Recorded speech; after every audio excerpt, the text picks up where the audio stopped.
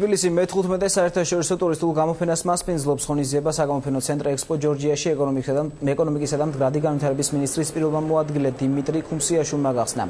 მასში ქართული, აზერბაიჯანული, სომხური, თურქული, ტაილანდური და არაბული კომპანიები მონაწილეობენ. 50-მდე საგამოფენო სტენდზე წარმოდგენილია ტურისტული კომპანიები და დასასვენებელი კომპლექსები.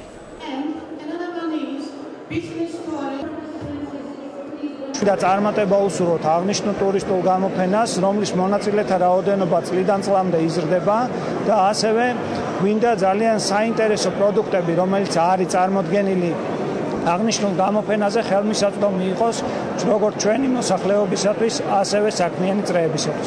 მე-5 წელია დაცული ტერიტორიების სააგენტო მხარდაჭერია თბილისის ტურისტული საერთაშორისო გამოფენის.